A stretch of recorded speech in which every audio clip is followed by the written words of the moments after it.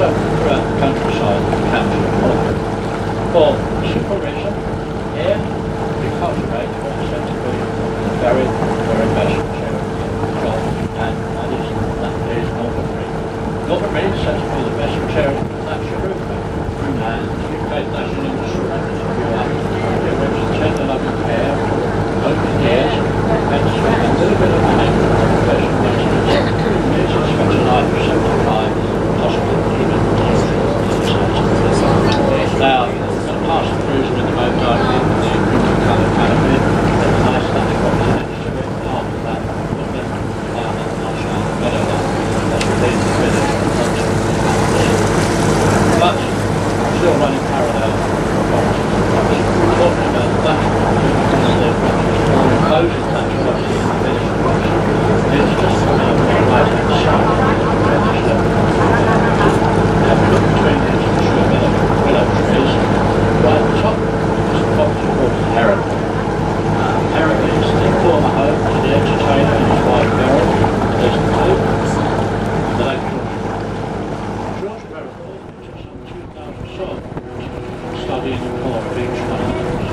And as a result of that, we became more and more convinced that their theory was right for these lakes and but what they found was very much the size of this one and many of the other larger ones.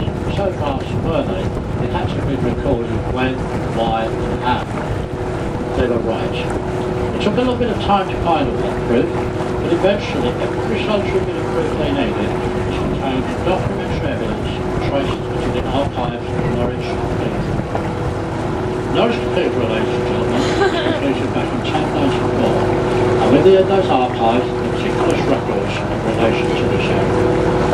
And everything I'm going to tell you came as a result of that studying those ancient records. Documents have been kept in public view for hundreds and hundreds of years. First of all, these broads, all but four, I'll mention those shortly, were formed between the 12th and 16th century. During that period of English history, this part of the east of England was second only to London when it came to population. On average, year upon year, it was recorded there were between 13 and 15,000 families in this area. It was a very isolated area, but also a very wealthy area. The wealth coming from mainly agriculture, but also the wool and weaving industry, because the Flemish weavers settled in the village of Worcester about 15 minutes from Wroxham. A name like that, it was there in that village that Worcester material was first known. There were some wood here, but it was remote poverty, nowhere near what you would see today. So woodland timber in itself became very valuable, very precious. Far too valuable to waste as fuel, needed accommodation, and obviously for shelter for their animals. So the population, notwithstanding that, still needed fuel. They had to seek an alternative. There was no fossil fuel here then, coal, and there certainly isn't any now. And that alternative fuel was to be found in the marshes. But what was it that motivated the population in the 12th century to dig into the marshes to extract that fuel, which was peat? And for that extraction to continue for 400 years. The fact is, it was the Vikings that initially motivated it. It was recorded, because the Vikings were the first to extract peat from the marshes of Norfolk. They came across the North Sea, they invaded, they settled here. King Canute had his seat down at Reading on the River Bure. The Yale runs from just outside the river. And because it's isolated, no road access, no car parks, infrastructure, commercial facilities, all the rest of it, it's very, very isolated. But still, for the benefit of visitors, there is a board around this about 3/4 of a mile in length, and constructed a railway station. And it's all very far out there, very out. For that reason, there's numerous notices, believe it or not, warning you, don't research it. Marshes are deep, and there's no need to worry about the possibility of sink, despair, and death. There's bird hives there for those who are into bird watching. There's a lot of birds on there.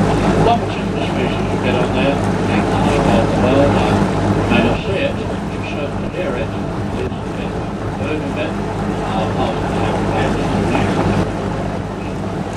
just mentioned from the underground into the water or look up in the sky, perhaps a glimpse of a bird of prey known as the marsh harrier.